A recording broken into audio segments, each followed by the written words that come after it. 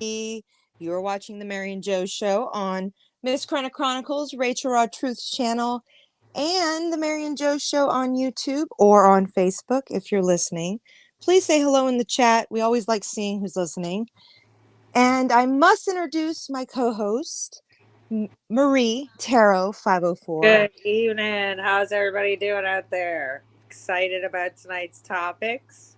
We're going to be continuing on our fantastic journey of mental health and addiction and all the things that go with that. And without further ado, we must also say hello to Tuki Rue in the background. Say hey, everybody. Hey, how's it going? So if you got your Joe and you got your Mary, then you're in the right place. Please join us. I'm going to move my little self over here, get the story going. Tonight is actually turn the tables on me as the host tonight. I am actually kind of having my co-hosts help me express this story, my truth, a little bit more in regards to my own mental health issues Right. in my family. How you got here today with your opinions and your Exactly. feelings. Go, please, while I move this over. I am super excited to have you really release this story. I think that this is your life and you should be proud of who you are. I'm super Right. proud of you. Well, and you've been a friend since what, 2002 maybe, I think it's been. It might have been 2002, at least 20 years then. Yes. Sounds right. Like, how old were we I back don't in want the to think day? about 20 years has gone by that quickly. Right. Let's slow down a little bit. Just a No little bit. kidding. Right.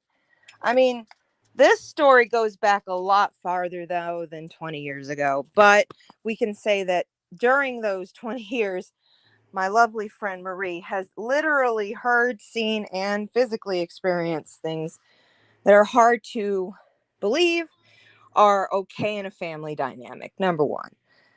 Number two, I will be mentioning people that I will not give actual titles and names. I will be sharing some photos today and very briefly discussing some things about my sibling, little brother. And mostly because he's part of the story too. We're going to go way back from the ages of basically 1 to 15. And I'm going to try to tell this story in the quickest way, but the most logical way as possible. I think you So, can just speak from your soul. thank you. I think I need to take a little nice moment and light my blunt, though. So if you've got one, please, Yeah, let's do this because this is going to be intense. I mean, it's and a powwow. I have no notes for this because if you guys have been watching me for 12 years, or if you're friends with me and listening, or if you've ever had an experience, and you kind of understand that I'll tell you to understand that all of the things I have in my psyche and heart that I'm going to share tonight, really, truly, I know happened to me. It's not my fault. I never was one of those kids who felt like a victim in the sense of like, feel sorry for me, that shit. So this isn't a story I tell a lot of people unless they're extremely close to me in my life. And that's because it's really hard for them to believe I didn't hear it from a movie, it's just so insane. But sorry, I'm dragging on this beautiful joint. Oh my goodness. And it's a lot of indica, so I should be able to say this in a calm voice. I'm one child of two from my father and my mother. I was born in October in 1985. About 6 years prior to that, my mom and father were trying to conceive and couldn't. From the early, almost 11 years of their full marriage, 6 years into it, tried to conceive and could not. And so by the time that I actually was even a glimmer of an idea, my mother and father were at the point of getting fertility drugs and trying to do all the things they could to even get pregnant. Yeah. And so she was actually going for her first visit to go to the specialist because they had been trying for 6 years, or 5 at least at that point, because it was the 6, anyway. Yeah. So when she went in, they gave her the normal P test in the 80s, and she was already pregnant. And she was freaked out because at that point it was just a mind fuck. Like, they had done the prayers, they were very, very religious. My father and mother met each other at church dance, one of those, let's get them all married here. Everybody in the room, find your lover. And where we come from in Louisiana, which this show does usually bring up New Orleans in some way, Louisiana in some way. My mother came from a Catholic background, studied religion, and was going to be a pastor, which is a crazy, I don't think it's called a pastor, but a female preacher. And, but didn't finish her schooling. When she met my father, she was very much a believer and was enthralled by the fact that he was so religious. At least that's what it came off. Now, my father was probably like, I think 5 years younger than my mother. And that was also something that he kind of threw at her, like, you weren't going to be alone forever, even though my mom never felt that way. She was quite the How old was your mom and your dad A when lot they of met? people feel like that. I think she might have been like 27 or 28. No, that's not right. She was in her 20s, maybe like 24, because it was a while before. She was 29 when she got pregnant with me. So if you can go back, do the math. So, and then she got pregnant with my brother at 36. And So, you were her go ahead. first kid Yes. or And no child? miscarriages before that. She really thought she couldn't have babies because if anybody's listening, and I'm sorry, Tukey, for too much information, but my mother had the condition of endometriosis and cystic ovaries to the point she'd hemorrhage and bleed monthly and be in the ER for years. So they were just like always like, yeah, they didn't think that she was capable of having kids because just having a period was intense. So, and I suffered with the same problems as a child. So that's why I never thought I was going to have a child, because it just didn't ever really happen until, um, anyway. So when my mother and father, and sorry if I cut you guys off, please stop me if there's a question. My mother and father were like this perfect, ideal marriage in the church and in a non-denominational Victory Assembly. I will hashtag the shit out of them. uh, uh, fundamentalist, kind of, overly, what's the right word? Tithe, and more tithe. It was that kind of a foundation. My mother worked in the church at Victory, um, being that she had such a background with, I think, is it theology? I'm saying it wrong probably, but it's religious beliefs, and she studied everything. It's funny, she just stuck to one thing and was such a believer, but it was her core. It was what she fell for, even though she grew up Catholic, similar to your, part of your family too, and so that, I feel like, made her believe that there was a higher power always working towards things. And I must bring this up because it's a lot of the reason that, like, she stayed in such an abusive situation, and substance abuse became such, sorry guys, SA became such a real thing, and assault became a real thing in our But probably because of family her dynamic. beliefs, right? Yeah, she really, I mean, well, from the church side of things, and the way she explained it to me is that when her and my father even decided to start having children and she couldn't, she thought it was God's will and was completely okay with that. And he said she was broken as a wife, and literally. And so when she went to find refuge and counsel from the church, not a Christian, I mean, not a Catholic, a Christian, not like a group of people, not just like, the guy But behind the looking booth. back, I mean, it kind of was God's will since she didn't go through the fertility. Right. But this Yeah. is the thing. When she went to them first, before she got pregnant, she really was asking the ladies of the church to give her the right to not want to be a mom. That was a conversation my mom had with me very young.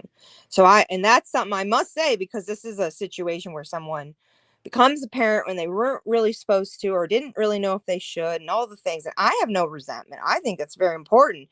And to know that this is a dynamic for the listeners to understand, where I come from is an educated woman and an overly interested Southern gentleman, in the sense, Harley driving, man's man, I guess. What, good old boy, would that be a good example of it, Marie? You Um, know, backwoods. I don't know how to say ignorant because he wasn't at the beginning, just over time. But I don't know. What would you describe that so if she was southern? like 24, then that puts your dad at like what, 19? Maybe, yes. It was young. They were married very young. And it was his second marriage. He actually eloped when he's 16 and got emancipated and married a wife prior to that. Which is a whole story we'll tell in a different episode. But yeah, he was already wanting that wife situation in that. I mean, he had my father, it's let's be transparent. He had mommy issues before he had ever met my mom. So when he met my mom, he treated her like do all the things plus be my emotional support too. And there's a limit in a marriage, just be going both ways. And my mom did not get that support. She literally married this man and figured out he was not only a drug abuser, a partier. I mean, at first she explained to me it was so much fun. They'd throw the best parties. They were the best uh parties for Christian folk. Like they made it fun almost till it was evil, like their parties were big. And it was because she could do that with the marriage at first when they were just without children, without whatever. At first, she thought it was a great situation until she saw he would drink and get violent or just be completely belligerent, like I So said in the was he last. having violent moments prior to y'all? Only to people outside the family. Until I came around, he then turned himself on us. He was not physical with us until I came around. So So the father, yeah, go ahead. okay, so he wasn't physical. So you're born, and then like clearly you don't know, but what you've Right. told, Yes. like, was it right away? Was it immediately Within daddy 3 years. complex? Within 3 years of me being born, he was already hitting her, um, sexual her. So, I mean, just hypothetically, like just thinking about it, do you think that when he no longer was able to tear her apart about being a bad wife, a broken wife, when he Right. couldn't do that anymore, and just knowing what I know, and Right. maybe you'll get further in the story, and I'm not trying to say your story to you or No, anything, you're doing but do you great. think that maybe when he was pushing her to do that fertility stuff and he didn't believe that she really could, because I mean, if you look Right. logically, right? Absolutely. And so he's thinking he's going to tear her apart and put her through all of this, and then he finds out that she's pregnant, and she clearly was praying and doing the Right. thing, and she is very godly, and she was Right. questioning. Do you think that that infuriated him, and that's why he became aggressive like that, because then he no longer had anything over her because she was Right. Well, I her. think it's part of it, but I'll say it in the more simple context is that he had to grow up. He had to take responsibility for his fuck ups. He could not have his mother, my grandmother, and my mother be able to, she wouldn't anymore give him excuses for behaviors like that because she was now a southern 1980s mom to a show girl. I was a show girl at the beginning of like from 1 to 4, I think, did pageants. I didn't win any, that's okay. But that's a fact. And he started sexually um touching by the time I was, as far as I can remember, 5. So I was sexualized in the pageants, and I think that that was easy prey for a unstable individual who thought, as the church raised him to believe, whatever you guys in the comments believe or not, it's a fact. What the church raised his mind as a husband to believe as that he was the king of his castle and we were superior to him. So And it went as I was daddy's little girl because in the South, as a Harley father, that's how it was. So there, and he ended up being the one who babysat me from the very early ages. So my grandmother and him, because my mom was the breadwinner completely. I think that was it. He could never give excuses after of why he couldn't freaking live up to what a Metairie man that we even have experienced in our lives tend to have problems with, of stability with substance abuse. It started off really simply as like playing around with acid between them when they were not parents and early wed, and drinking and music and traveling. So like car, like going to Tennessee and camping, like that was their thing, or going to old plantations. It's when that frivolousness of their, and he told me from his own mouth that this is many years later, that what the problem from his eyes were, and I'm almost sounding like him.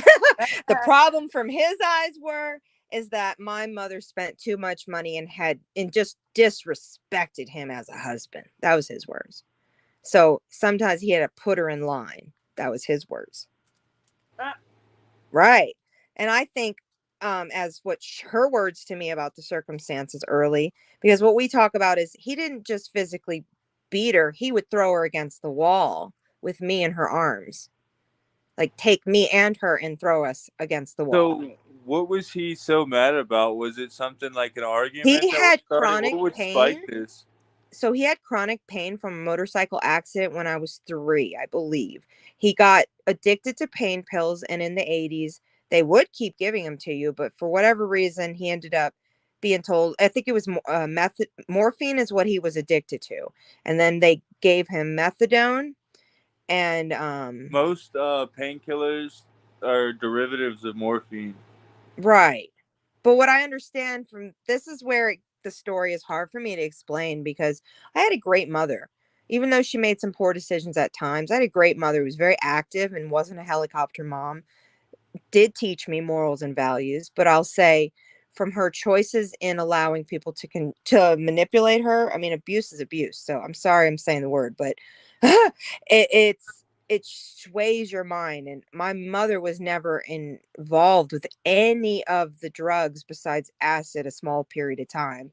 um she always liked cannabis, even way back in the day, and he never did. He smoked cigarettes and loved vodka, and so, and she didn't like cigarettes or vodka, So they so would just she liked wine. like he would just come home and be like mad, Belligerent, all the time, yeah, like be just loud and things like that, loud, break and things. to the point that, like, this is what I mean, like, it's hard for me to explain this, but if He was if just in this a was a bad common mood, just day, making stuff. yeah, like if he was having an outburst or a withdrawal or whatever the issue would be, he could be going to the homeless areas around Airline Highway and picking up a bum. That's the way that they described it to me, which I don't like those words, but picking up a homeless person, bringing them to our house and letting them use the bathtub and giving them some food and all, which is so normal until you use those people for drugs, It's kind of which is what, wild. and I remember I don't a hear that lot very often. of different I remember a lot of different naked men in my bathtubs. Like, that's something to say from a 6-year-old's brain remembers men before she knew what sex was. I I mean, remember him allowing so many. So I don't know if I was abused. Sorry, we'll say the A word. I don't know if I was aided by anyone else other than that one individual, but it was enough that his problem was enough. And this is where it's so hard for me to explain this, because you're gonna have to hold my hand with this, Marie, I'm because here. he wouldn't just do that. He would, in the middle of the night, my mother started realizing there was something wrong with me as a young age, like 6, where I'm in, preschool, writing on my page of my name, Ariel, like trying to change my name as a little girl because I'm just not wanting to know what's the fuck my life is. And that's what little kids do. They express themselves in different ways to ask for help from whoever they need it from. And my school noticed it. My mom was alerted. My father was not in that picture. So he didn't do those parts. He wasn't emotionally able to do the So parent teacher the school conference. noticed that you were Yes. And so they communicated with my mom, and then my mom brought me to a doctor, a therapist, and the therapist had a hunch I had been sexually abused. So she shows me a doll, and I point it and described in detail because it was a colorful memory. As colorful as it was yesterday, I remember it today. It's so colorful.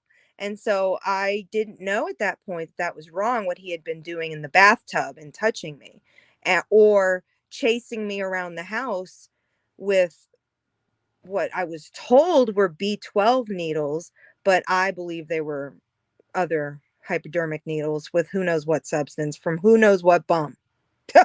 That's a fact. But he would play hide and go seek. Anytime he got a needle, he would run. And that's I don't have a memory of the boogeyman. I have a memory of my That's father with terrible. needles. I'm sorry Yeah, about. man. And then by the time, and I looked it up, I did a ton of research tonight. I cannot find the article. I'm gonna And I call. thought I went through things like, but it was minor compared to that.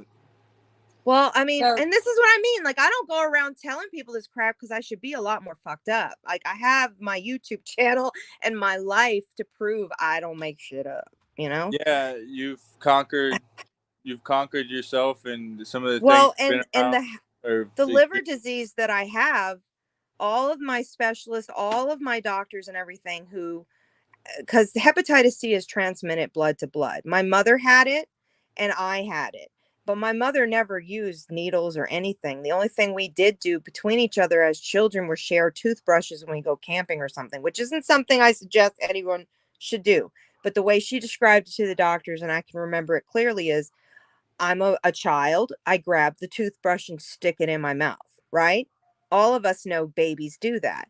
So supposedly that could have been the transmitter, or my very vivid memories of him chasing me around with hypodermic needles.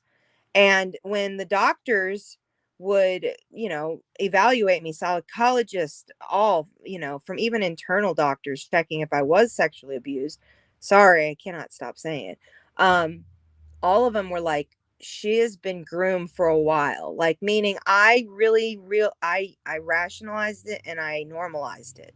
I had no idea what he was doing to me or around me was freaking Yeah, a lot of normal, the time not you normal. find out later on well, in you were a life, child, and it was normal. Right. That was your dad.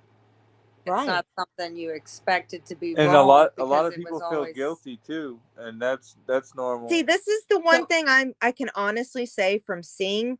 Maybe if all of that was hidden from me and my mother had been the only witness to it, meaning the mental health issues, there's clearly some there, and the substance abuse issues, clearly something there. With all that alcohol addiction and everything else, and just emotional abuse that happened in our home.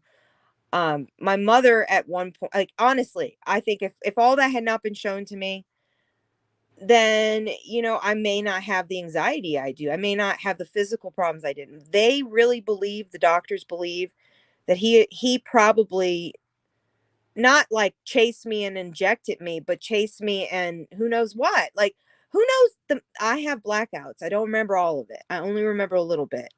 And like I said, for a child's point of view, it's hard for me to explain to you guys listening, and it's just hard for me to explain this, but when you've seen that, you can really rationalize the same kind of individuals in your life.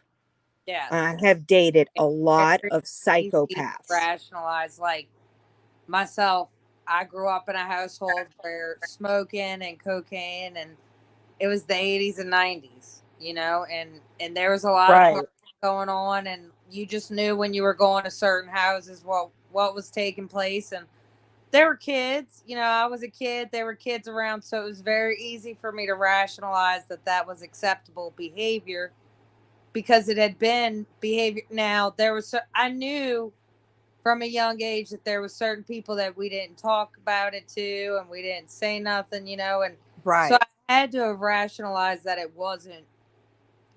But let me it ask you wasn't something right. really. At some point some adult had to say you don't say this, and I knew that you don't Right. say that, but at the same time I knew this was what was going on. And it was kind of, you have a way of making a kid think that they could think that I was doing it, because Right. they know how to condition a child to want to do that. Do you see what I'm Right. saying? No, right. So every And kid wants acceptance. we It's had such a small family. My uncle is never had kids. He's um part of the LGBTQ community, and I'm not saying it right. Sorry, everybody. He's part of the community, and he isn't. He's out, but he's not public, and he's not somebody who would be like wanting to chit chat about all this. But my friends have been a witness to me, like trying to have that family connection besides my father, and my younger brother was always encouraged if he wanted to get to know our father, he could, but to like not to skip around in the story, there's no way else to explain it the way that I am explaining it right now without freaking everyone out. um like my father was to the point as he was coming from his withdrawals of the actual substance of methadone or what am I trying to say? What's not methadone? What's the other drug? Morphine. When he was addicted to morphine, I remember clearly, and my mother confirmed the story when I was like 12. I like asked her everything. Like, was my memory correct? And at that time, I can remember him sitting in like a recliner with a gun on his chest, and he'd hear squirrels on the roof. And we're watching TV, all of us in the living room, a nice conservative Christian family in a nice conservative Christian home. Not it's a stick figure home, beautiful home, garden in the front, the whole thing. And he has a gun on his chest and he is shooting the squirrels, thinking he's getting them from the roof, putting holes through our whole attic and everything. so he was Just clearly shooting them. loaded. Huh. Yeah, no, he was So coming off of it and crazy. so let me back you up. All right. Yeah, So the school notifies your mom, right. and your mom gets you tested, and she finds this out. Does she tell your dad when she's getting you tested, or? Actually, what happened was is she confronted his mother first because she was like, something's going on, meaning my mama, and we'll just Yeah. refer to her as And that, my mama, that um you need to either have a conversation with your son or I'm going to, because I don't know how we're going to go about this, but I'm filing for divorce. So you either tell him, because he's too violent for me to tell him. That ensued my grandmother believing my mother was the worst thing that ever was So existing. let me ask you: did she like your mom previous to this? Loved her, thought she was the blessing of the earth because she loved her son That and was makes such a good wife. That she said many things after. And I'm sure they're all, listen, I'm airing the laundry because I got nobody to say sorry to. That's a fact. And I've waited my life, made a commitment to come so. to this point. So she immediately was like, "I'm filing for a divorce." She knew immediately Yep. that it was your father that had done it. Right. And Did she he's have any suspicions before the school notified? absolutely not, which is the worst part. My mom felt like she failed me as a mother, and I was not close with my mother. I would have never told her until I had a doctor ask me and me have to tell it to my mom too. We were not like that. My mom was a workaholic. She worked later as after the church when she needed more money to support their beautiful living room and furniture and all the other things. We had like wild parrots, like several. We had ducks. We had a beautiful like artichoke garden and the watermelons and the figs and all. It's like fucking Adam and Eve. All right, Okay, 100%. so she tells him that she's filing for a divorce. I mean, I know, And I and she I don't want says, to and say too she's much, but I know the line. I mean, at some point he had to have gone off. no, let me tell The, you what happens okay. exactly next. The house was in my father's name, and in the state of Louisiana, I believe, at least at that time, he had no rights to get her out of the house. So my mother told him, and by the way, let him know he can't come home. That was lasted maybe 4 or 5 days, and my father would break in and bust the glass over and over and over and over in the middle of the night, through the middle of the day. He just went revenge, and he would break in, steal things, and leave the door wide open. I can remember it like nothing. A million times as a little girl, I helped sweep glass up and take the window. And so my mom at that point, within the first week of her telling him she wanted a divorce, she had to she had a gun in the house that was his, and she slept with it under her pillow, and she hid it constantly. And we just got ready every day for the crack, the shatter to the ground, the click of the knob, and the stomps. And there was never a hello, how you doing? We miss you. I love you. Why won't you take me back? Never, never, never. It was selfish. It was drugged out. It was whatever. And what I was told is he was hanging out the bars all over. And whether that's true or not, I don't even care. Don't even think about that part. I think about what he inflicted with his drug abuse and his insanity, that he thought it was okay for all of us. And then 11 days before that divorce was final, which the whole thing kept going on. I was kidnapped several times by my father, like literally taken out of my mom's vehicle at a stoplight from his motorcycle, going between lanes and stealing me. Him I breaking the mean, window he was to the your car. dad, so really, it's Yep. not like you weren't like, okay. I mean, it was I your was adult. screaming, afraid of this man already, because he had already, I was explained to by doctors finally at that tender age of 6. No, 5. 6 is when we left. 5 is when this all went crazy. At that tender age, I was explained that's not okay. We're not going to call him my scary dad anymore. We're going to call him the bad guy, the monster. That's what I learned from 5 on about my father. That was the words. And so I never called him father again. I called him Rocky because that's his nickname. So if he's listening, peace be with you, frankly.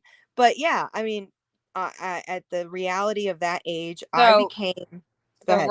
so he wasn't living in the house when the whole Bizanay thing happened. No. Let me tell you about the Okay. Bissonnet thing, listeners, because this happened briefly before we moved away, in the middle of the night, hiding.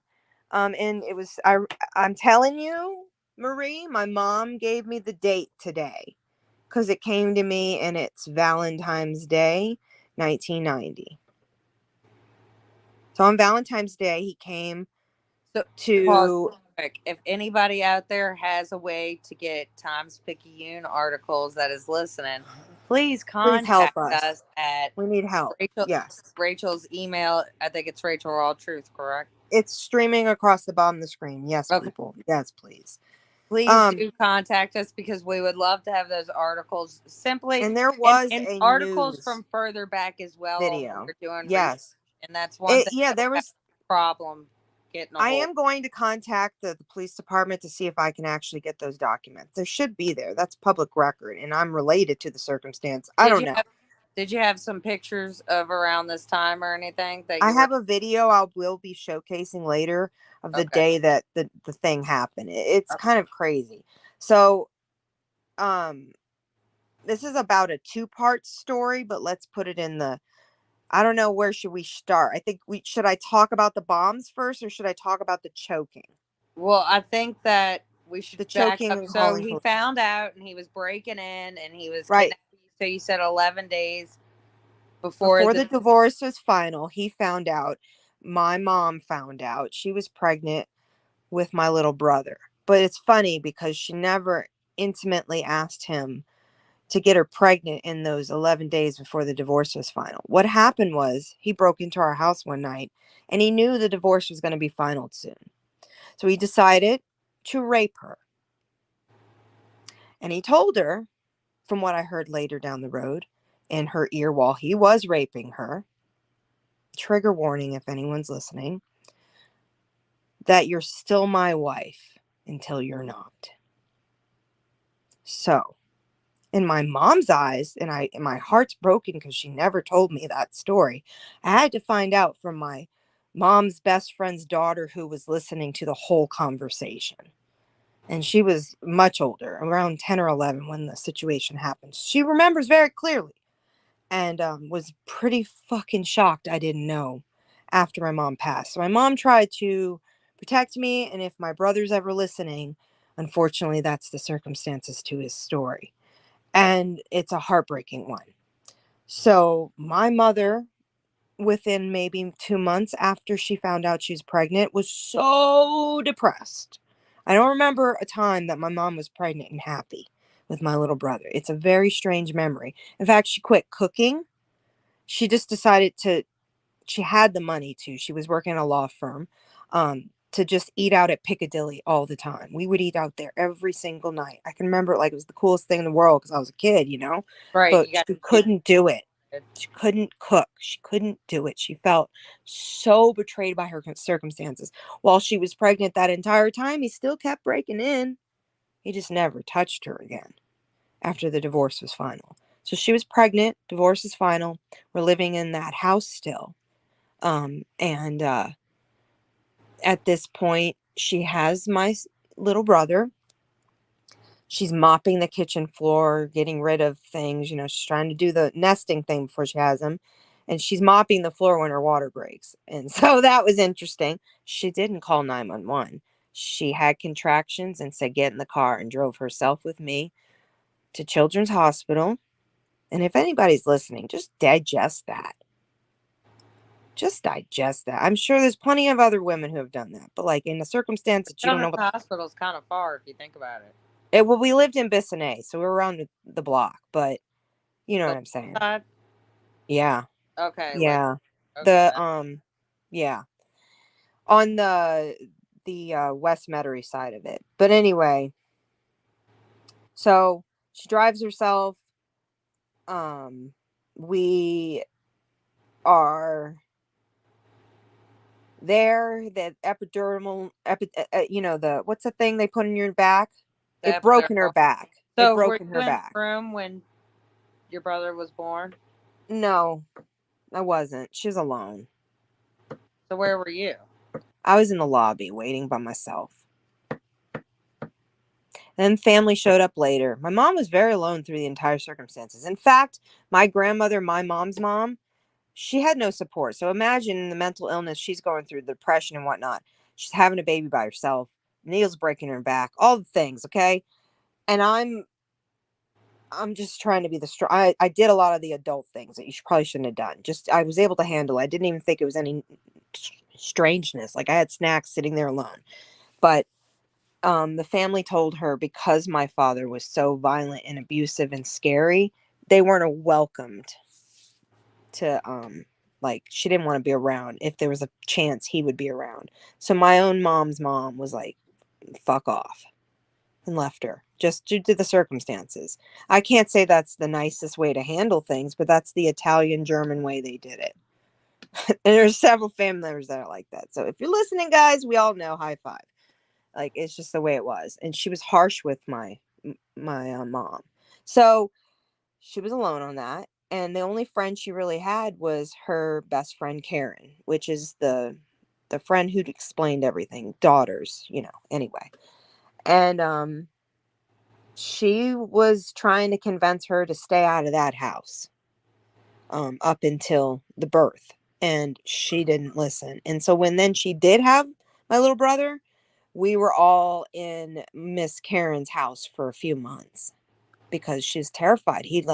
But yet the depression was so bad for my mom because she didn't know what to do. Like she felt trapped in that circumstance that like she literally would say out loud, you know, I don't know what to like, I don't know what to do. And I got pneumonia at one point, right before it was like we were staying with my mom's friend for a while, 2 months maybe, in between deciding what we were going to do. My brother maybe was like, I don't know, 4 months old.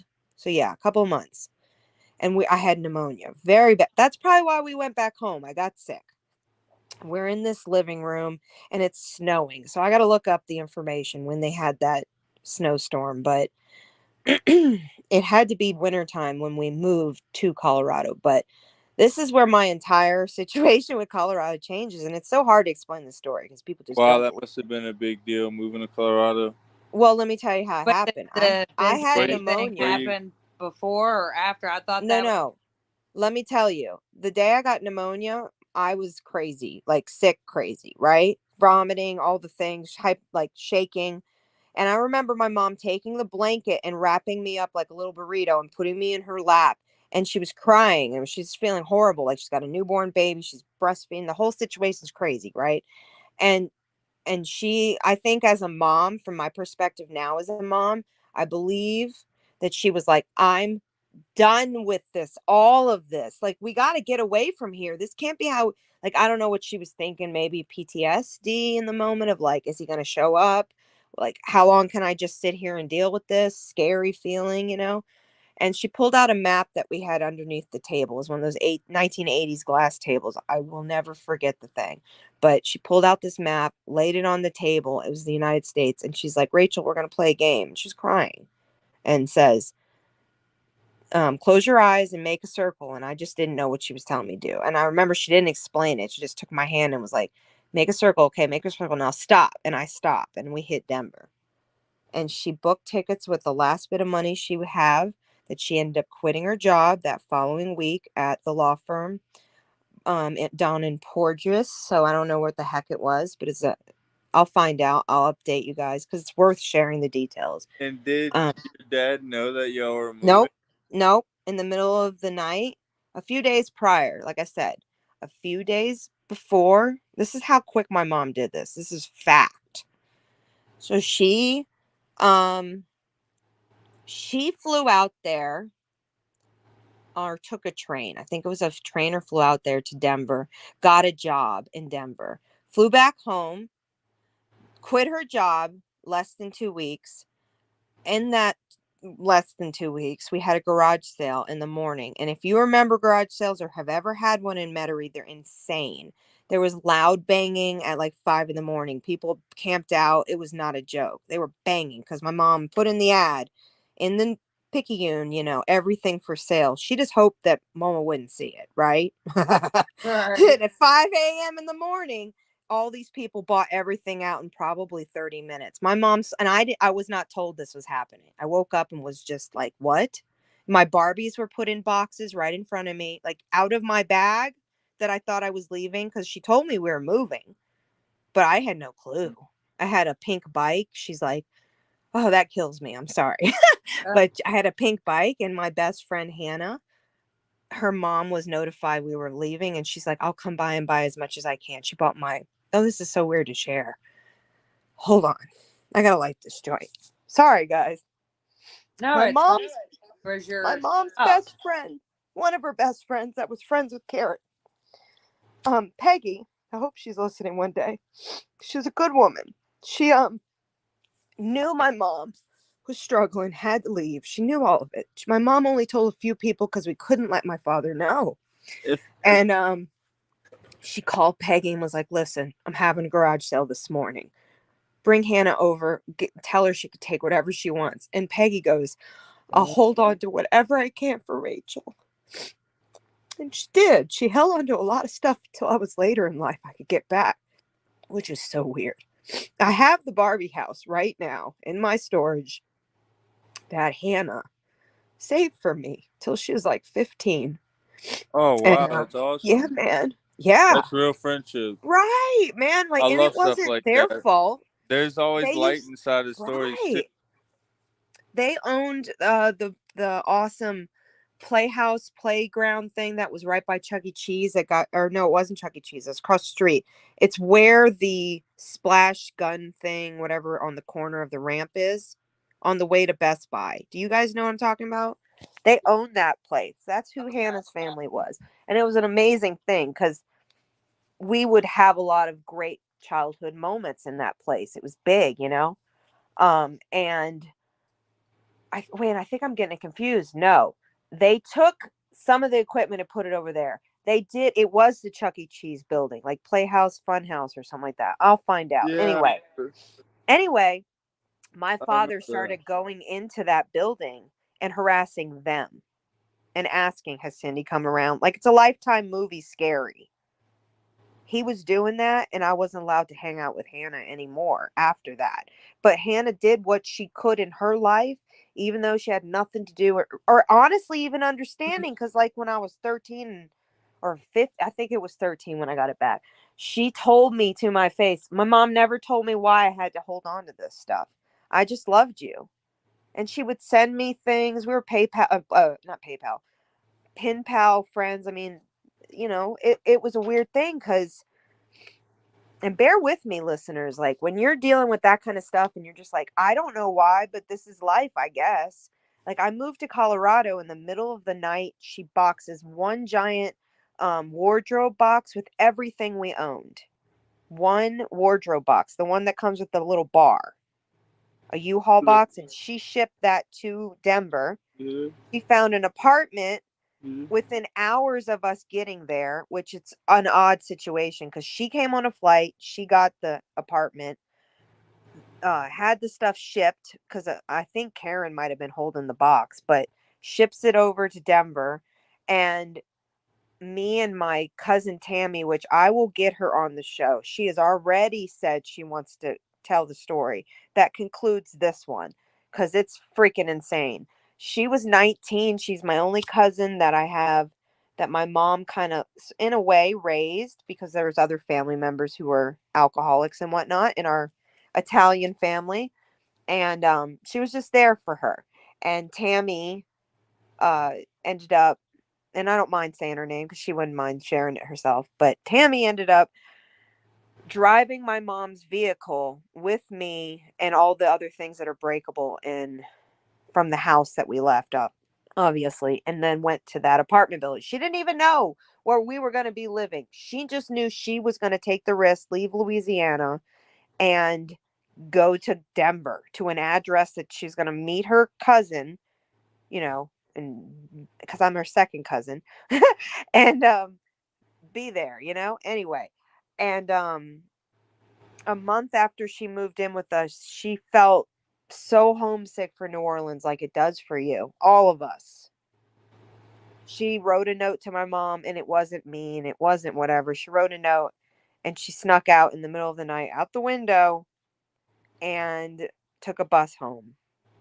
And it was a horrible Dang. thing because, yeah, and I have no ill will, and neither does everything's copacetic. It's just that it's one of those things when you deal with family, Tough times for sure. right? And these are people that she was 19, and that's the way she describes it to me, is like, I was 19, I was like, I'm gonna be a nanny. Like, shit was gonna happen.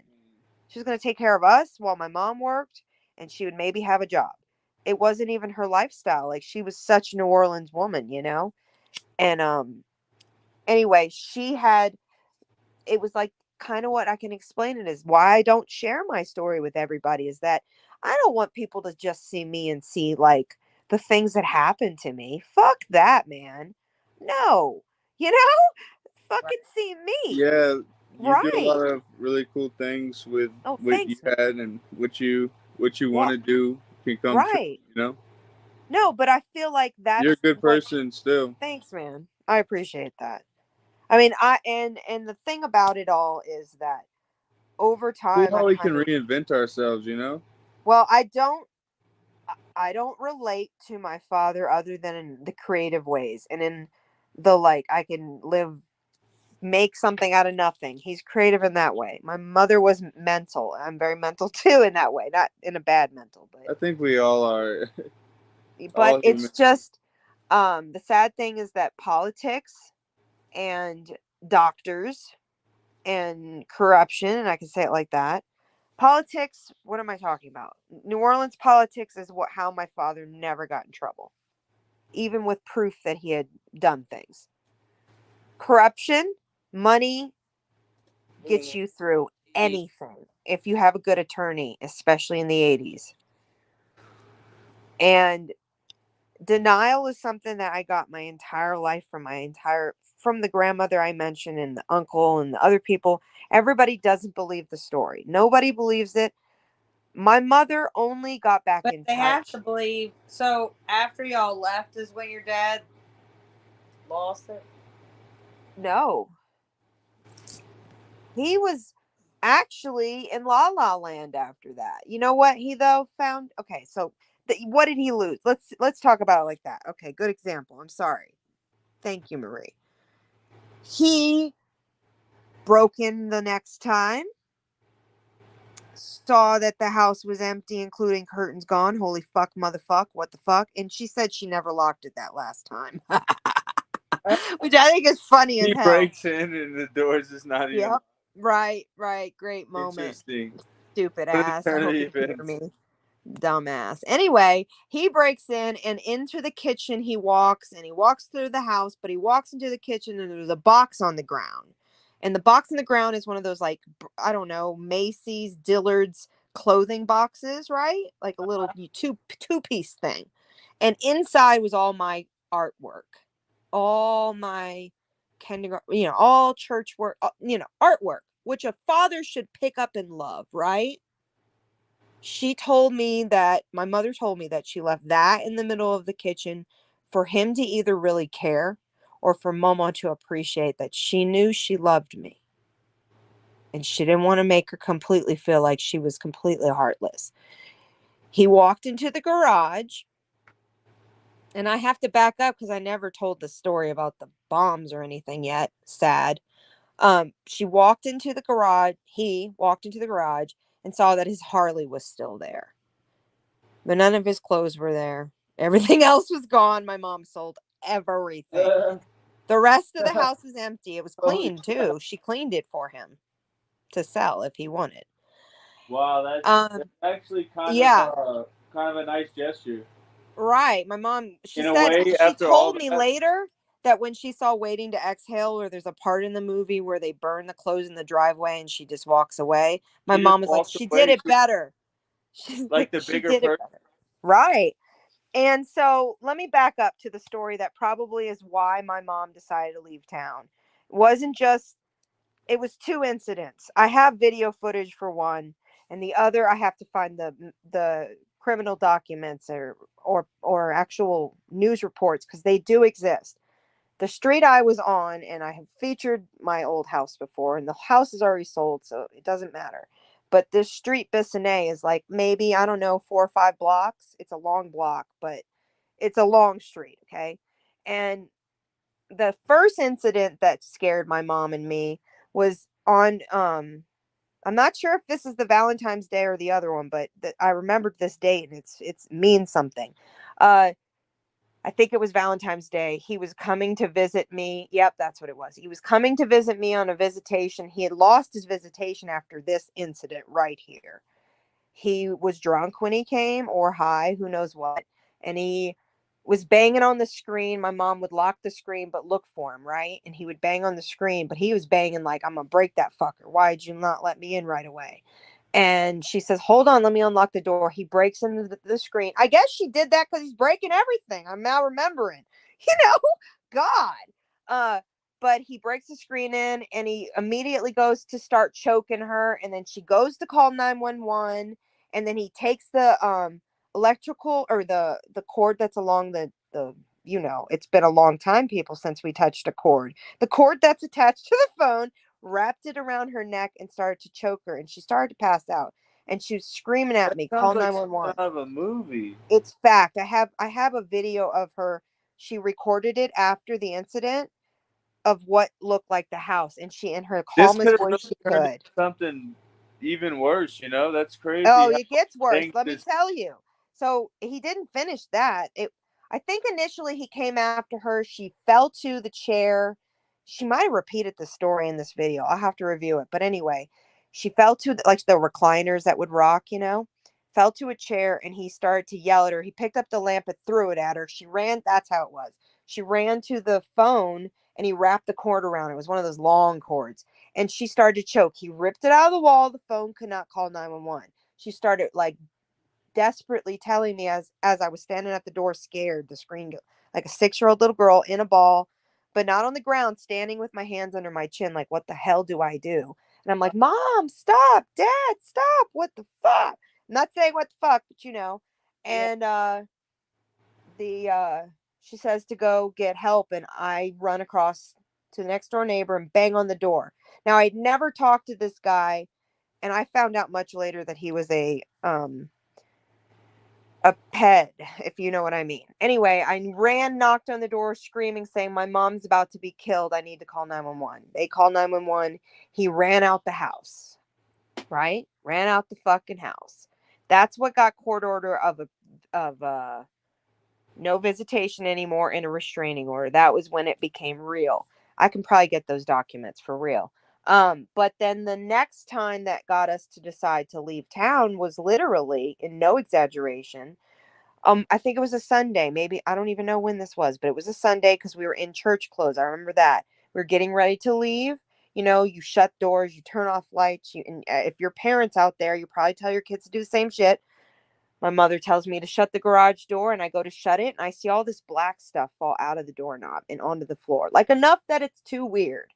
And I'm shutting another door that's a side door, and there was dust on that door.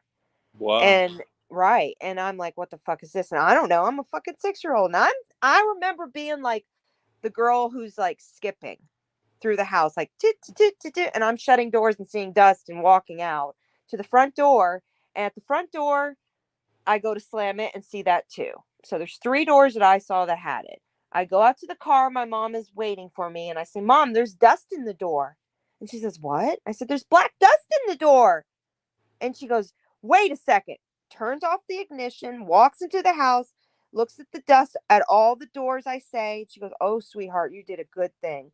Good girl, good girl. Go sit on the couch. Mommy has to make a phone call. She called 911. They brought the bomb squad out. They came and tested it. It was gunpowder on all the doorknobs. They bring the dogs because after they tested and knew it was a fucking gunpowder, they brought the dogs, the bomb squad dogs. They came and they went into the backyard. I had one of those plastic playhouses that you like, your kids playing. There's adorable. It was like the light colored one, a little girl's, I guess. I don't know, something. Anyway, I remember it was like a beige color with the colorful shutters and stuff.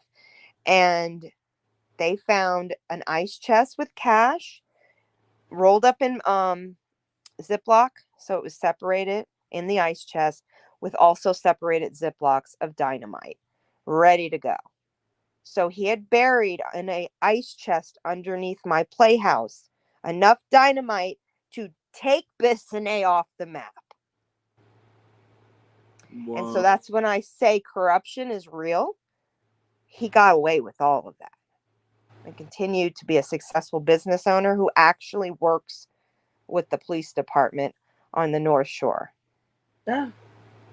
So Interesting. That's a story in interesting. itself. So I haven't spoken to him since probably, what is Man. it, 2012 now? And it was when my little brother went missing, and he was Mm. the last person he was with. So at the time, I really suspected my father of a lot of things. And it went on for 8 years that I had no way to really know if he had done something. I had nightmares we're not going to go into because thank God they weren't I can real. imagine. Right. But I really thought he was the one because when I had been in his house, there's no mattress in his room, and there was just a spooky suspicion of what the fuck happened. And there was all these things wrapped around the room, like as if his belongings were all around the room, like where he left them, like a shrine almost. He had his baby pictures and everything. And when I went to see him, he was like, take all of this. He didn't even want to keep So it. was like the money a setup? What was it all about? What do Was you it like mean? how he hid his money? What do you mean about money? Oh, I What do thought you you mean? said that they had dynamite and money. Oh yeah, no, that money would have been him fucking taking it out of the ground to get out of town if he fucking blew us to the ground. I believe it. I fucking Oh, believe it. I thought it was all in one spot. It is in one spot, but he's psycho. He would have Oh, ignited the whole house through those doorknobs. He had made a fuse in the doorknob. oh my gosh. Right. And he used to blow up fish and sell it to the fisher. You know how they used to do that? Do you know about Yeah, that? It's a fact. That's how it's illegal now, but there's a he shot did it for where they put years. it He was in the water right. with a dynamite. So, like, I don't care if you guys believe me or not. I don't give a fuck. I've been dealing with that my whole life. The story has never changed, right, Marie? Correct. And when you spoke to my mom and got to know her as a person, I mean, it is surreal, me and her and everybody, besides my little brother, because he's been the most affected by all of this, I think, quite literally, mentally. Um, Yeah, it's not easy no. to live a His life. circumstances I won't disclose here, but we'll just say he's in another world and it's not drug induced. So It's the best way to put it. And I don't know, like I don't speak much about the A word. I don't talk about the SA word much because it is traumatic for me to be like, yep, that was my parent who thought it was okay to do that, you know? Right. They told me that my scoliosis was probably effect to a trauma and not effect birth fact. So I probably had all my surgeries and pain and my entire pain right now, neuropathy and everything, my whole life, all the problems, because he threw me and my mom against the wall when I was less than 2 years old. So I don't feel That's like, true. right. I don't feel like I have to, what's the word? What would be the word? Protect him? Because I feel like whether it was mental health that allowed him to make those decisions to hurt people in his radius or it was the substances, I genuinely believe like they made me decide not to use alcohol in large quantities. It made me decide never to be a pill popper or belligerent and drive crazy or be silly, like I don't know. It That's probably definitely why I'm don't so assault square. people, or like plan to do violent things like that. It's just not. I It's mean, not good I for even him. right. I okay, so this is the interesting part, and Not anybody else. maybe I'm putting it in a strange extra here, but I think for in case he ever does listen to this, I have every right to say what I'm about to say. I think karma is a real thing. So in the situations he's went through in his life, like a couple of years ago, 6 years, 5 years ago, 5 years ago, he had not had a motorcycle for a very long time. And then he decided to get a motorcycle. And the night he got the motorcycle, he decided to get as drunk as possible to feel like he had been the old version of himself with the motorcycle, which is just scary to think about when you think of that. But he did. He got Yeah. trashed and he got on the motorcycle and thought he was young, free soul. He's 50 something years old at that point. Yeah, living He's fast. 55. Right. And he's like Harleying it up in his head, like probably listening to the tunes on his cell phone, getting amped up, like walking in a dream. And he hit within the first 15 minutes of driving out of his driveway, he hit a woman straight on with his motorcycle. And he was in a coma. Wow. Right. He Did was he in a take coma. me like let? Who taught him how to She drive a bike? survived, but she thought she was going to owe him everything. He was in a coma for maybe 4 months, I think it was. Oh my And gosh, Marie that can remembers change that. people supposedly. Yes. Please give your 2 cents. I'll elaborate after. I mean, it What was do just, you remember? Because you were like giving me advice to go handle it. And I was like, fuck him. Remember that? yeah, but I mean, I remember Momo was freaking out. She was like on her own little thing. Well, because he had assets. And that's the way our family. See, this is the thing. I was in Katrina. You were in Katrina. Everybody who's listening from New Orleans, you were in Katrina. We all got our own stories, right?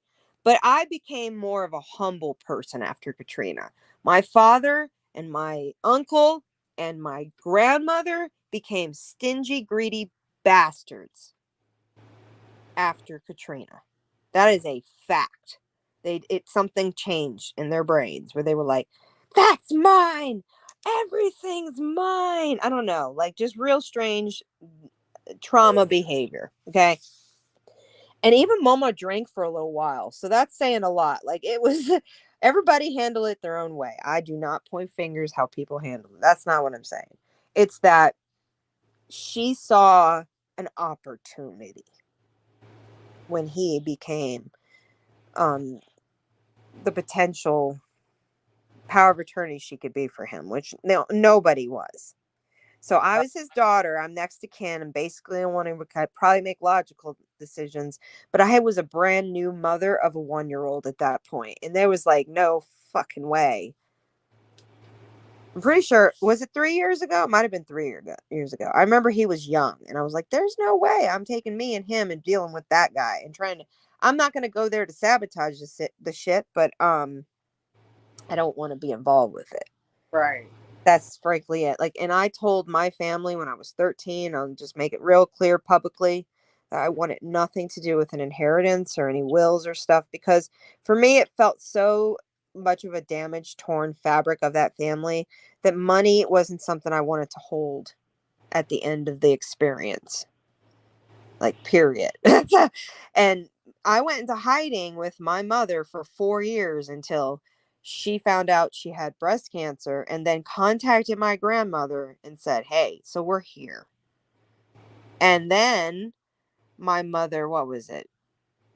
5 years later after that would have been, yeah.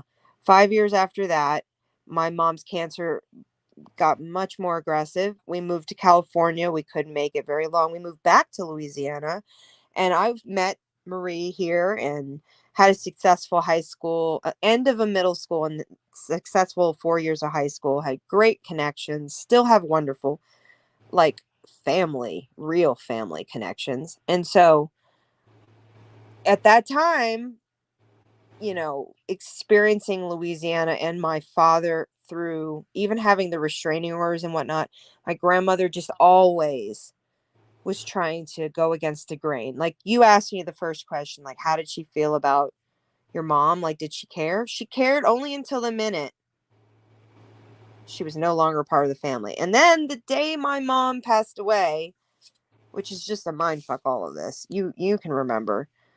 The day my mom passed away, it was like she just thought, well, now she's out of the way. And then my great grandmother literally told me that, your mother was a problem. They all looked at her and told me finally after my mom had passed, this is a public statement I've never made. I've probably told you private, Marie, but everybody in my family at that point, within probably like the first week that my mom passed, they were like, your mom brainwashed you.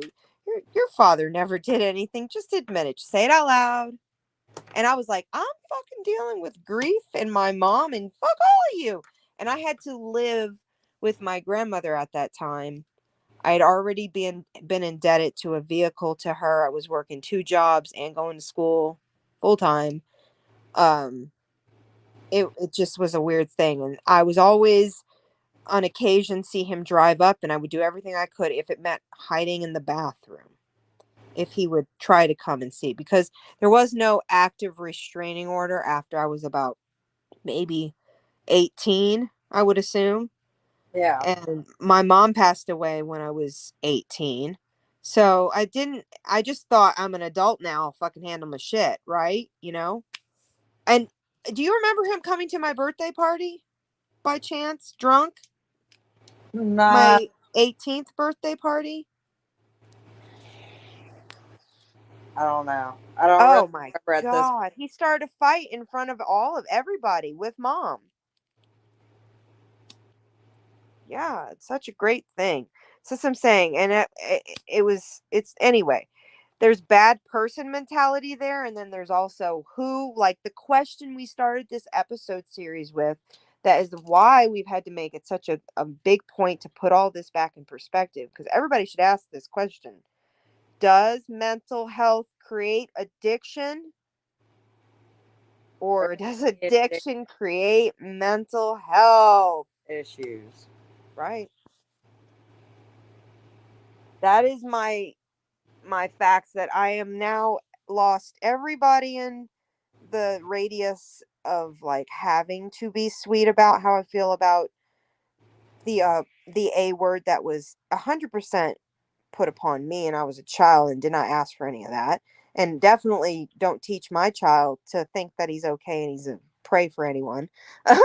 uh I'm a very tight gripping mother because of the things that have happened to me. And I mean, growing up in a Christian home probably had some good things, but a lot of more.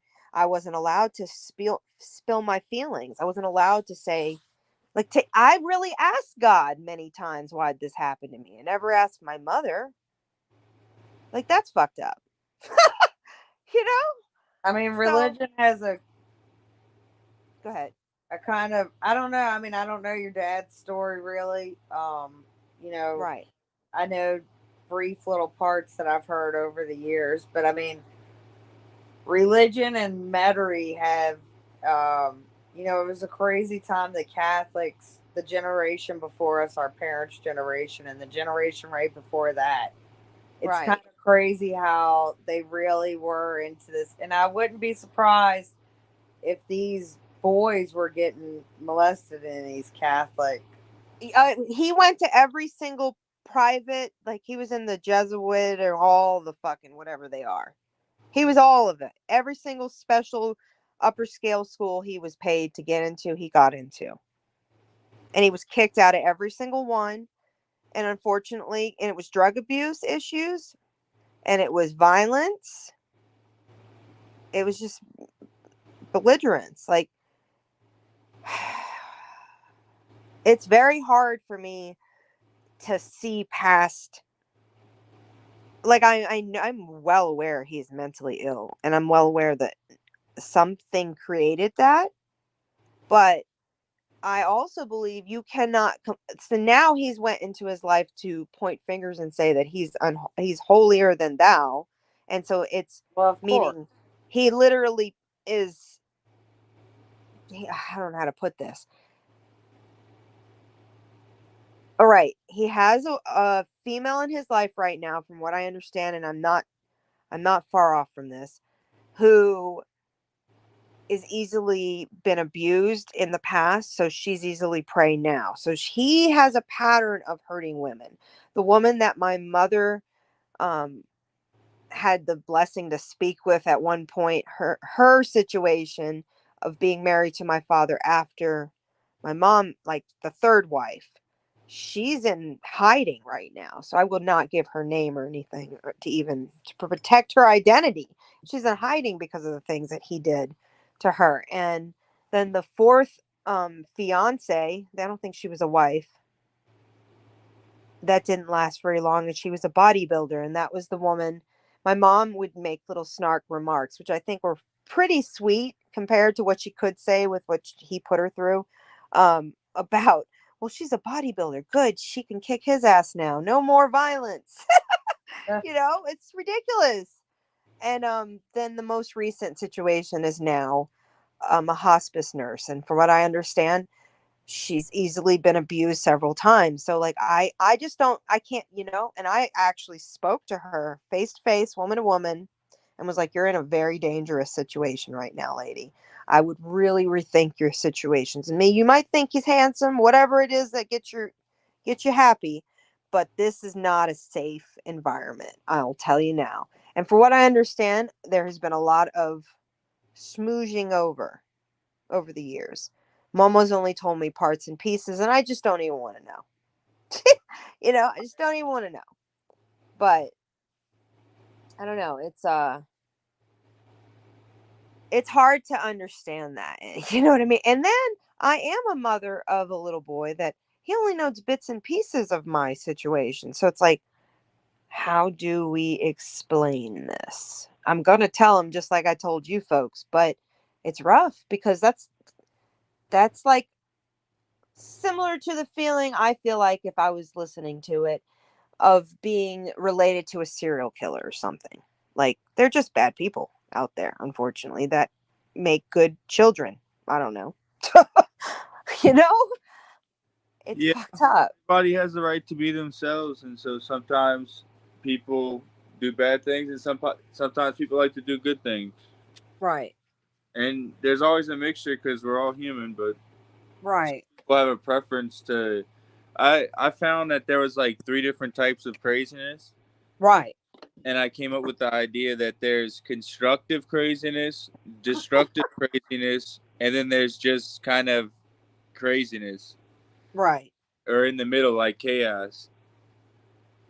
Chaos for real. And like, honestly, when I asked my mom at 12 in those very, very, because you have to understand, people, she had breast cancer for 9 years. So those 9 years went by. Like, I was just talking to somebody the other day about it. The movie Stepmom is the best example of how my mom kept preparing me. Like, she would try to be nice to these other women because she knew in some way they were dealing with whatever his behavior was. And she was just happy that, like, she wanted to leave a good grace on her children. And so she would teach us the best she could about the good things she remembered about my father, and the bad things she would only answer if we asked, which is, I think, the right way. Yeah, But, you know, I don't know. I it's Sometimes you just don't need to know everything, you know, when it comes I to what you've been through and stuff. But sometimes it's good. I don't know, but I feel like he's a bringing it up, wandering soul on this earth, and if he's listening, this is truly how I feel. And I'll say this because I'm sure others listening may have some similar understanding of this kind of it's good when to get you've dealt. out. Now that I I think, just can't. I just can't wait till he's not somebody I have to worry about showing up at my door. That's a sad situation. for all the people out there that went through something similar to this, there's got to be Right. somebody else that That's what understands I'm saying. completely, like, or if not on a whole nother level, Right. And by the time I was 8 years old, in the mix in the mints, excuse me, mixed mists of dealing with my mom finding out she had hepatitis C, I found out I had hepatitis C at the same time. So it was from 6 then to 8 trying to be cured and then being a make-a-wish kid. And at this whole time, my father never tried to send a card, never tried to say like, I'm worried about my daughter, nothing like that. It was complete maybe he felt silence. guilty. Some No, people that I when they're can't guilty, they accept cop that. out. This is the thing that therapy did so good for me, and I want listeners out there to hear this. I am not a doctor. I can't give you medical advice. I'm not trying to tell you how to think. But for me, the best advice therapists gave me were you're not supposed to parent your parents.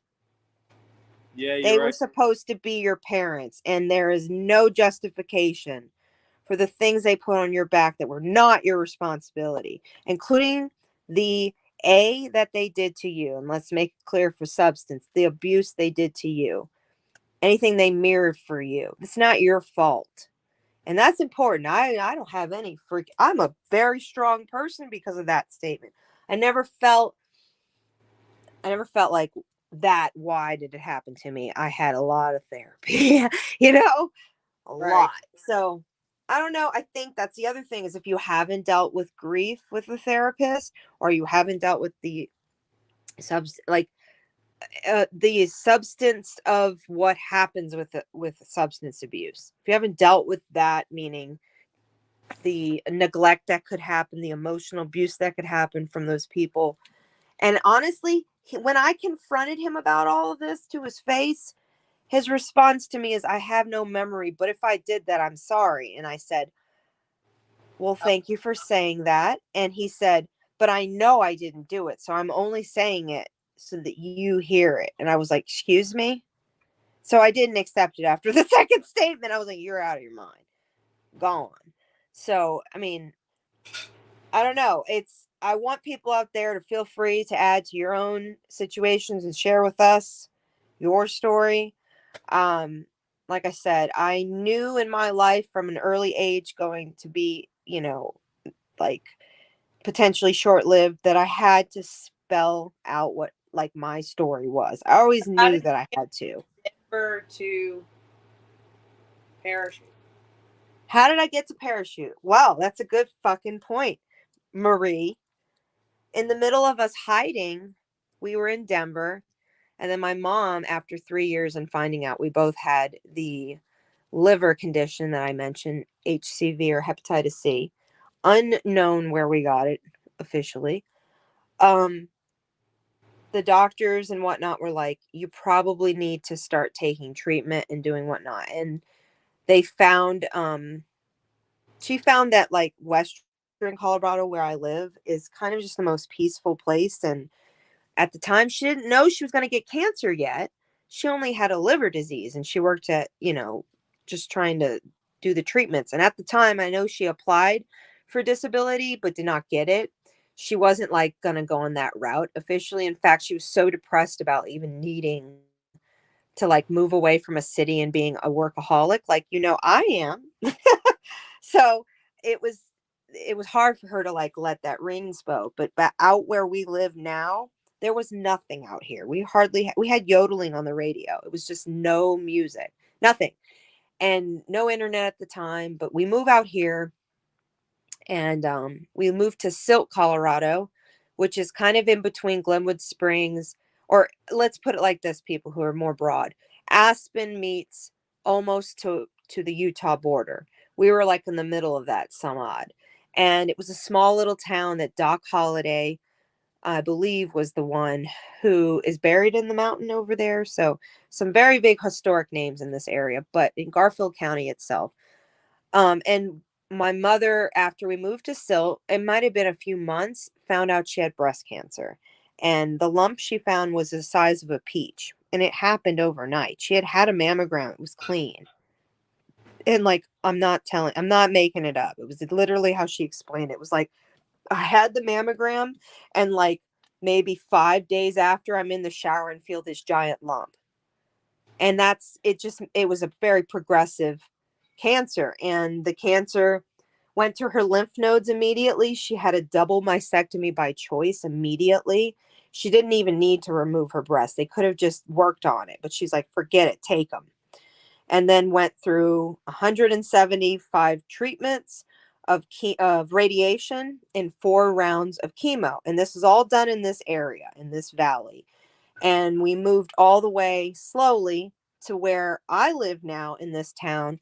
After she had her breast removed, she had a lawsuit because he did massive damage to her tissue, and she had lots of infections, and she did a malpractice, and because it was necessary to even get any real after treatment, he kept blowing her off. So she had to go to an attorney. It was terrible. So that's when she applied for Did the attorney disability. help? Wait, what? Did the attorney end up helping? He paid her $75,000. Oh That's what he wow, paid her to fix her boobs. that's still She terrible though. Right, and she had insurance, good insurance. My stepdad at the time worked for Coors, the beer company, and he had money. He was doing well. He worked just in the good departments, like I don't know, shipping, but that's a big ass department out here for beer. Quality control, let's put it like that. Anyway, and so his money was making it, and but then they were starting to have problems in their situation. This is my stepdad that came in the picture When a did year a year after my little brother was born, and he was a past love. I should do like a documentary of that part of it because I have pictures of him from when they were back in love. This is before he's the first love or the second love. Her first love was Jack, her second love was Henry, her third was my father. And her so when she divorced my father, Henry came back and was like, I love you. I've always loved you. And he like totally was like, please, I'll move wherever you want to go. So that? he was a Cajun from the West Bank. I mean, uh, not Puerto Rican, but not Hispanic, Filipino, dark skinned. And and I have to state this, that's probably why I'm so blown away when I see interracial situations. I have never been weirded out by that. I didn't think of it strange as my stepdad looked different. Nothing. Never even hit me. And I was in Colorado where at the time it wasn't cool. They call him all the words. So it was a very weird upbringing because we were like such a strict Christian family, and yet we were dealing with the politics at the time of the 90s. But anyway, we had moved to Rifle, and then they decided to get a divorce. So they separated. They lived in one side, she lived in another side of town with us, and he didn't have any relationship to my brother. He was a stepdad to the both of us. And he really enjoyed being a bachelor, I'll say that. But he really enjoyed the company of my mom. And I don't mean in a romantic way. It was like literally they didn't have the connection anymore, romance. He just liked the routine of it. Uh-huh. And so not to take care, it was just to be with her. And she was just so sick of it. It was a sad situation. And they were married, I think, for 4 years before it crumbled. And when we moved to Rifle, which is the town next to me, I am the only reason that we moved to Parachute. I just saw some of these double wides coming out in the 90s, and I was like, those are beautiful. And at the time, they were amazing for like, They, compared to stick houses, we had an incredible double wide. So my mom had held on to that $75,000, was going through a divorce. There was no money in our family. So she wasn't getting money from the divorce, and she wasn't like that. But she was like, "Let me take that money," because I said, "Mom, let's just go look." Like my son would so be that in my situation of making a big decision. I'm like, "Can we just go look?" And we look at this one house and we fall in love with the whole floor plan. And my mom's like, I don't know how to explain it to you. She just played it real closely. So she started driving me and my brother around. My brother had to be like 2.5, maybe 3 at the time. Yeah, maybe 4, maybe 3 or 4. And, you know, she's got full blown cancer at this point. And she's fighting. She's bald. She doesn't have reconstruction, you know. She's dealing with just coming out of the infections. And she makes the decision, I'm going to take that 75,000, plop it down. I'm going to plop some of it on furniture from like Sears catalog and Christmas. We're going to have the prettiest Christmas of our life. We're going to buy this house. We're not going to own the land. We're going to buy this house. It's done. It's paid for. I own the house. Okay. We moved to Parachute, to the mountain, to the cliff. We got to choose after like 20, I don't know, maybe 200 plots that had no, this is a modular home. So obviously it's like a trailer park, but it's not gross. It's beautiful. And my mom was like, just doing the things that you should do. You're supposed to live. You're supposed to be with your kids and think nothing but good thoughts. And at that time in our lives, my brother, myself, life was perfect. It didn't matter if my mom was dying. It didn't matter if I was dying, because I technically was. They, at that point, at my age, I was 9. They had just been a year coming out of taking treatments, interferon, if you guys know what that is, which is injections you got to give yourself in your legs 3 times a week. And I was doing that in first grade. So I was just a year out of You that. also had a brace, didn't you?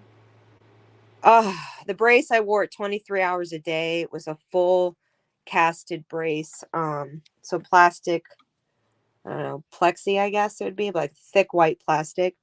I'll look for pictures. But yeah, I wore that because I had scoliosis, and that's a whole nother moment. I have done videos about it. I'll try to link them below. But the scoliosis had progressed from age 5 to age 13, from a 52-degree curve to a 97-degree curve in that many years. And I wore a brace 23 hours a day. So it didn't work. So by the time I was 13, they did emergency surgery. And the only reason the doctors realized the brace had not worked is they put the pads on the wrong side of the brace. So if you watch the video, I will find and link below. So it was a class action, but it was an emergency surgery. I went to a 97-degree curve. So my spine was a complete S, and my upper right shoulder, where my spine was curving to the S, was moving into my lungs so much that I would stand and I would if I moved a certain way. Oh man, that's scary. So yeah, it was. And like, you gotta understand, I still had a good attitude through all that crazy, okay? And I still had lots of friends. I just dealt with shit on my own quietly. Nobody ever knew that I was like getting shots at night and going to school in the morning, you know? And I was trying to get rid of my disease. Or strapping a brace underneath these cute clothes. My mom made sure I didn't feel uncomfortable. Like, she was an active mom. And again, throughout that entire extent of my life, my abusive father wasn't trying to say, hi, how you doing? How's my kids? Never. What he would do is call after she got back in touch with my grandmother. My grandmother gave the phone number right over to him, and he would call and harass my mom. And my mom would sit on the phone and pray and speak in tongues over him. As he was on the phone, she would do it in front of us on the speakerphone and be like, in the blood of Jesus, may the God take that negativity out of you. It was incredible. So how did your mom feel about her illness, with her religion? Like, did she feel. Actually, that was the one thing in her life, I think. At the beginning, she held on really tight. In the middle, she completely went spiritual. She completely had healers over at her house all the time, in that house in Parachute. Crystal, Reiki, she went completely vegan. She did everything but go to church because she was over that shit. She felt like God had fucked her over, but she never said it out loud till I was older, when she was like, get really high with me and be like, listen, I feel like I've been such a good a faithful disciple to the Lord, and I feel like he is what is the word she used? He has forsaken me. Oh wow. Which is intense. You know, I mean, my mom was not, I mean, I feel compelled to read you guys a poem. I'm going to read you guys a poem. Can I read that poem, Marie? Because I really think it explains my mom's soul. She was just this simple. She's just this pretty, like as a person in her soul. And I watched her get like completely removed from reality from medications they had to put her on. Let me make sure I'm not losing you. Hold on. Oops. Here we go. Good. I have power. Like she was on so many different pain meds that at one point she just didn't even know what day it was. Or she'd sleep through the day. It was horrible, you know? And at one point, one of those days at the end of her life, before we figured out that she had it progressed liver cancer and bone cancer and brain cancer, before we knew, she started just writing random shit and throwing it places. And I would steal them because I thought they were great. And one of them on the counter one day, she must have done it when I was sleeping because it was the next morning I found it. It wasn't left for me. It was just something she wrote. And I'll feature it on my Instagram for you guys to see. But this is how it goes. And she wrote this. It's her poem. I like a nice day where the warmth of the sun is felt and the cool of the morning dew is still on your mind. As night falls and fills your world, shutting out the light and blanketing you with darkness, sprinkled with the twilight of stars far above you. I like a day that reminds you of your youth, fun, and anticipation of much more to come. And that was written February 22nd, 2000. And like I said, I did Katrina happened and everything, and I was with Marie here when I found this in the papers later. In 2008 is when I got that box, but with all the things. But 2009, a year later, I reviewed that paper and I was like, we're going to make a plaque. We're going to honor this because it's just how probably in her mind she would think, you know, like you just think of everything except the things. You just invoke it, you know? It's a feeling, it's an expression, it's so many things, you know? I'm gonna roll up another one. I hope I'm not wearing everyone out here. Please add some thoughts to it because my brain is like, holy shit. It's a hard one to share all this with everybody. Like the main point is that I say this story in parts, but I've never in my life completely said it in one sitting. So what do you, Marie, remember from the many years you experienced things? Please. I mean,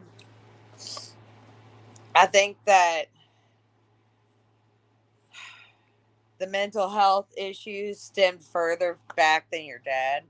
I mean, just knowing your grandmother, no disrespect, Right. but Right. she was very easily able to turn it off and go somewhere else, it seems like. Well said.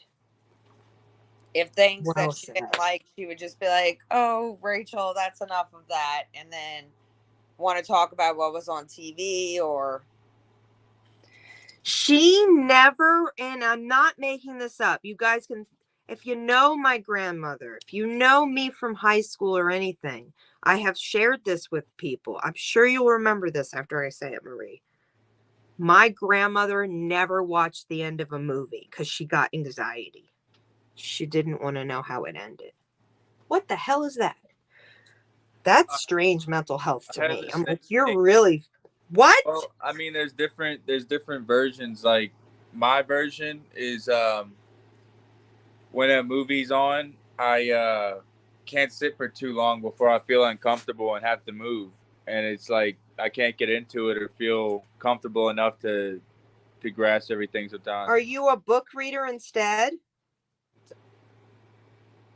No, Or I no? like, I guess, like stimulating things. It had to be like a Okay. fast-paced movie. Like I like not all or only thrashers or slashers, whatever they call it, but Right. just like fast-paced stuff, exciting stuff.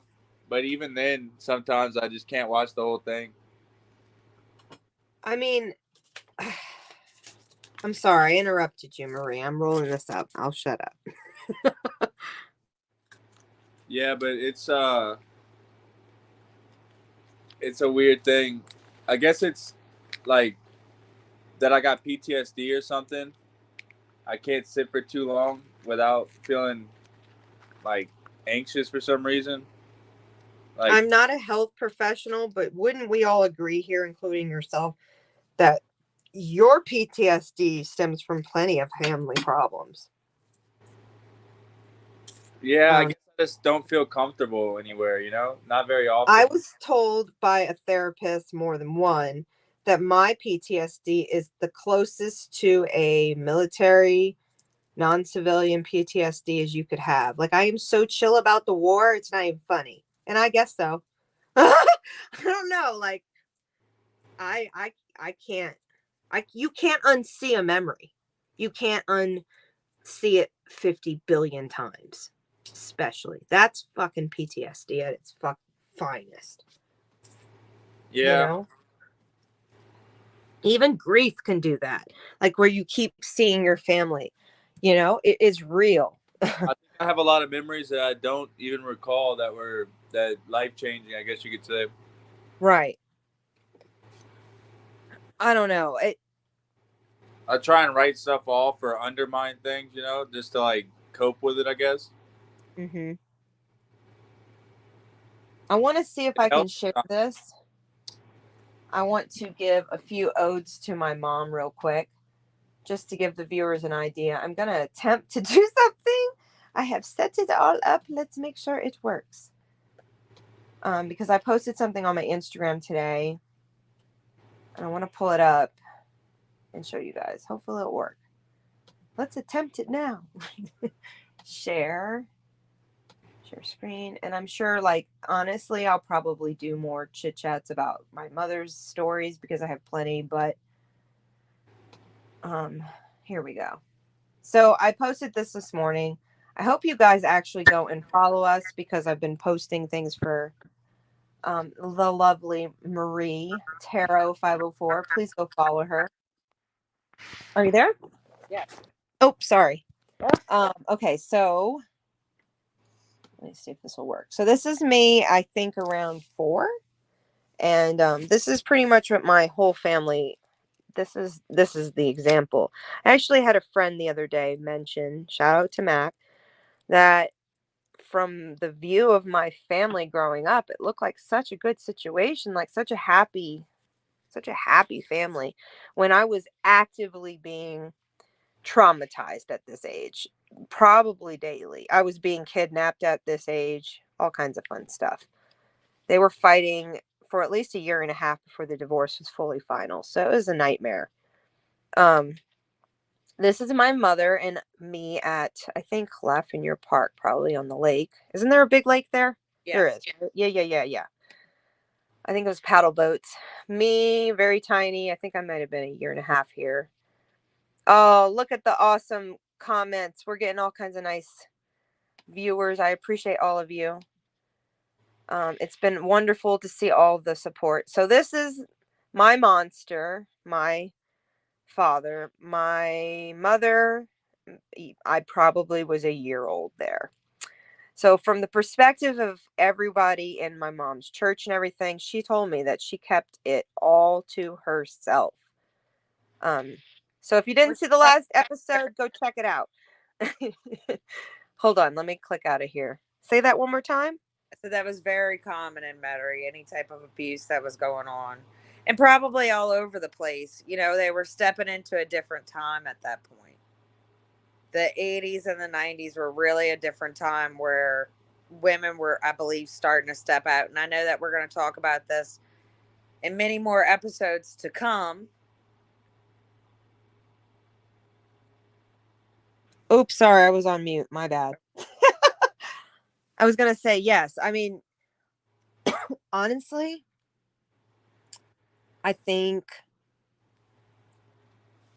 I don't know. I think that me and your path could have crossed many times too, because I was supposed to go to the same high school that you went to initially and things like that. So I feel like friends are really what got me through it all the years when it comes to all the things, trying to normalize it. I never really reached out and said, "Does this sound normal to you?" Like, I think you just witnessed me being fucked up and you're like, "What's going on? What the fuck is up?"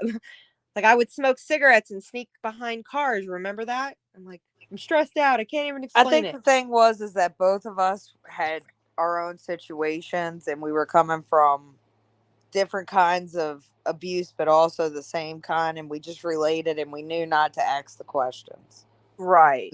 So we made each other feel comfortable because you know your Momo and my Mimi were very much in the same time and from the same mindset, and we were just Right. kind of coasting through our childhood issues, and we were able to recognize that in each other very early on, I believe.